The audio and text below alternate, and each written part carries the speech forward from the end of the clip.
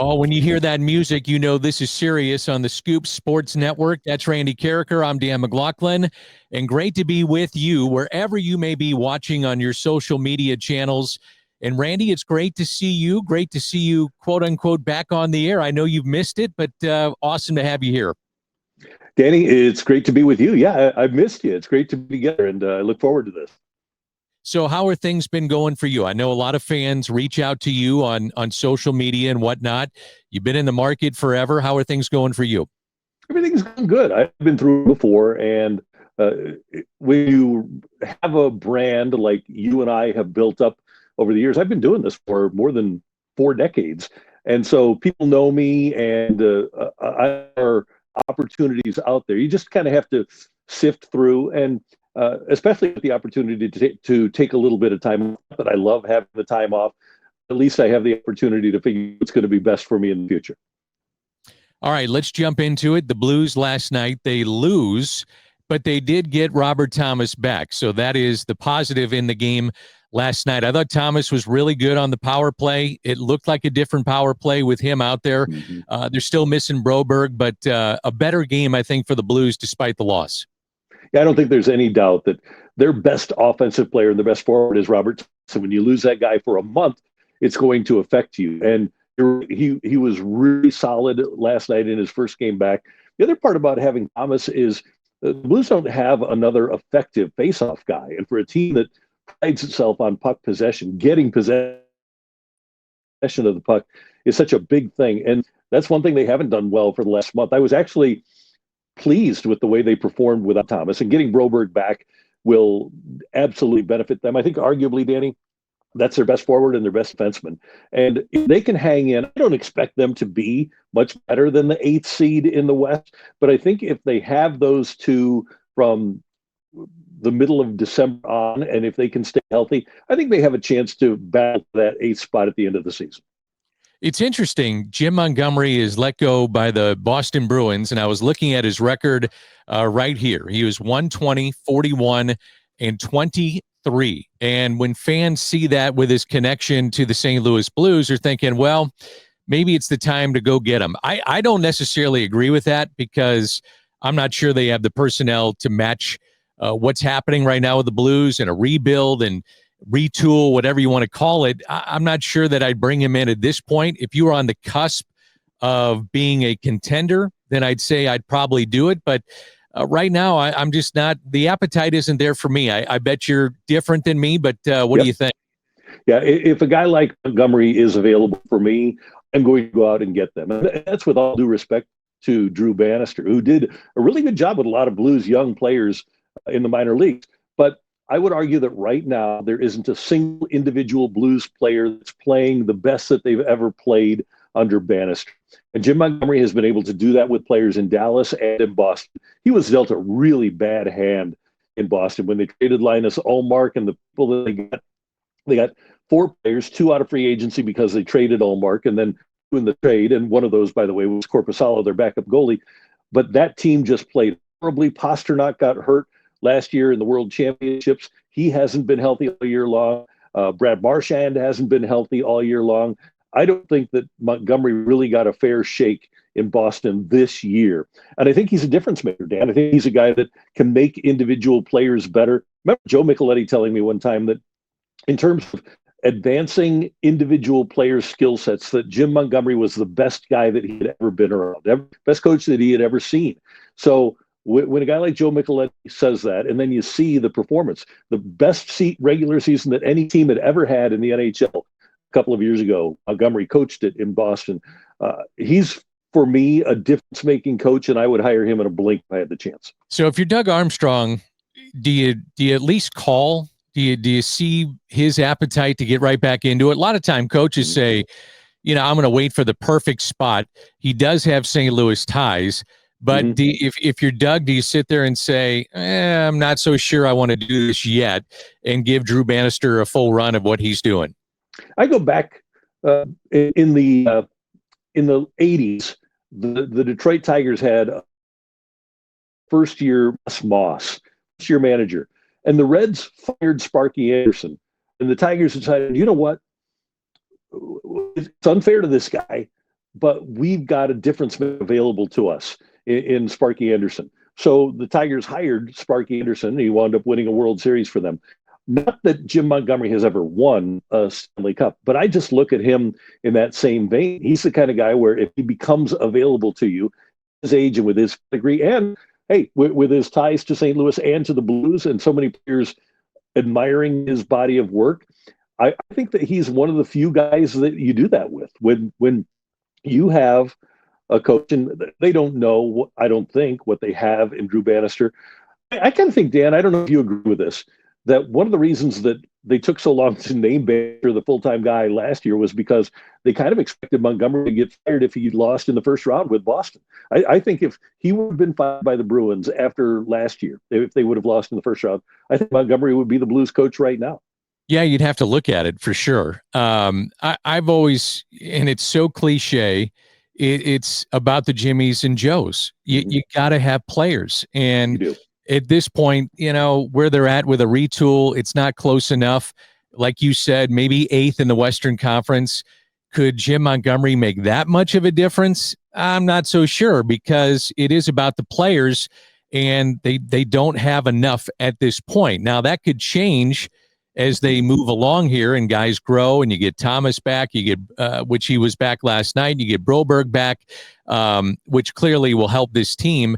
But I'm not sure he's the guy that at this point, now I think he could when you have these guys advance and get more under their belts in terms of experience. But at this point, I'm just not sure it would make that much of a difference. I don't know.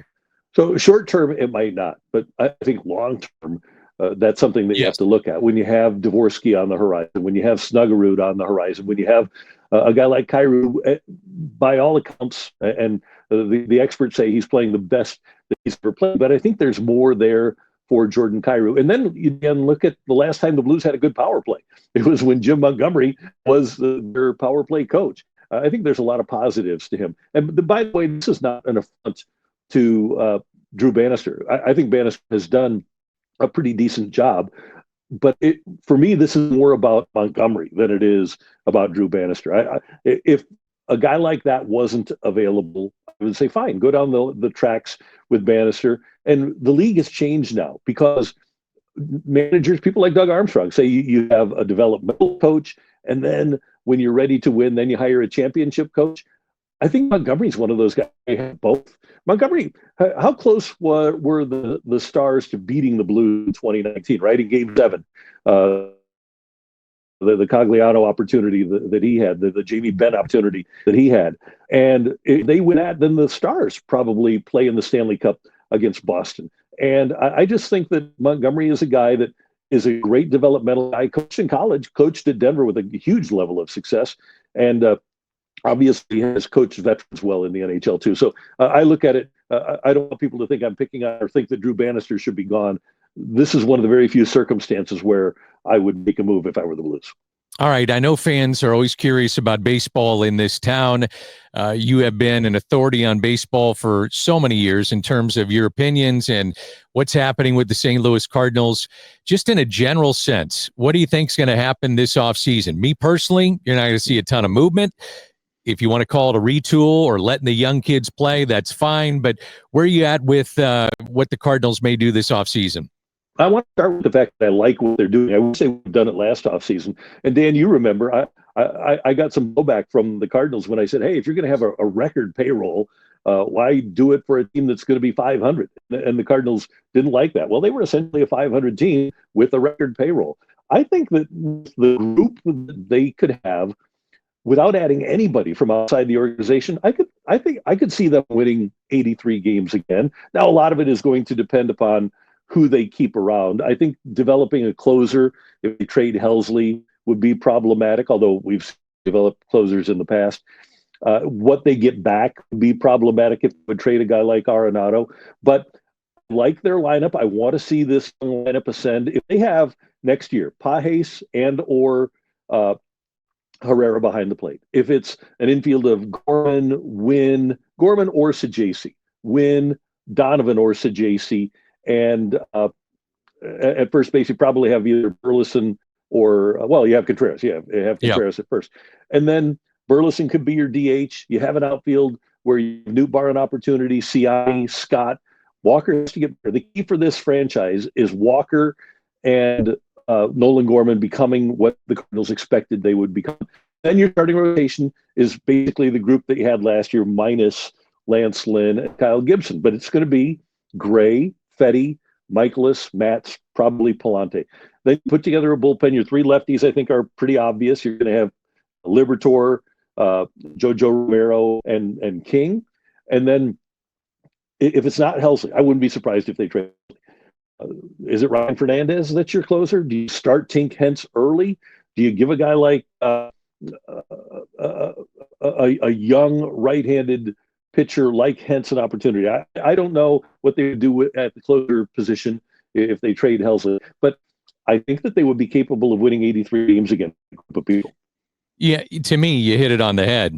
I mean, it's pretty easy to look at what has to happen if they're going to get over the hump and win some games offensively. If they get Walker and Gorman to the level that they anticipate and what they thought when these guys were at the major leagues, it's a different looking lineup. If they don't hit, it's a different looking lineup. So yeah. Those are the two guys for me that if they come back and have some semblance of what you think they might be, then this team could be okay. You can remake a bullpen fairly quickly. If Ryan Helsley comes back, he's a dominant closer. Rotation should be fine to an extent, but the two kids that you're relying on, Walker and Gorman, they have to be Walker and Gorman if this team is going to go anywhere. Yeah, and I was happy to see that Nolan Gorman is buying in. He lives near Brad Brown, which is great. The Cardinals' new hitting coach. I think one of the problems the Cardinals had last year, from what I heard in the organization, is that Gorman didn't really listen to Turner Ward. Hopefully, philosophically, he'll become more of an organizational guy. Maybe not a yes man, but maybe he'll listen to what they're trying to teach him, because at some point when you strike out 37% of the time, you've got to say, okay, there's something wrong. There's a problem here, and I need to be coached. Hopefully Gorman can be that guy. And Dan, we talked about it when we were on the radio together. They just mistreated and misplayed development of Jordan Walker. I don't know that he has to go back to ground zero, but hopefully they can coach him in the outfield. John Jay is here. Hopefully Brown can have an effect on him as well. And hopefully they can just get him to relax, let him play, give him 550 at-bats, and allow him to evolve into the player that we all know that he can be. All right, I'm going to wrap it up with this. Mizzou football, where you stand on this? Are you disappointed in the season? Is this what you anticipated? It's kind of been up and down. You got blown out at Texas A&M, blown out at Alabama. You lose a tight one against South Carolina, but where are you at with Mizzou football this year and what's happening with the Tigers? Well, I'll start with this. I thought 10-2, and I think they're capable of going 9-3. But there's a couple of troubling things that I think would prevent Mizzou from getting to that Tier 1 status. No way. Getting Tier 1 is really difficult because most of the Blue Bloods have been Blue Bloods for more than 100 years. And if we go back and look at a top 20 from 50 years ago, it's got Ohio State. It's got the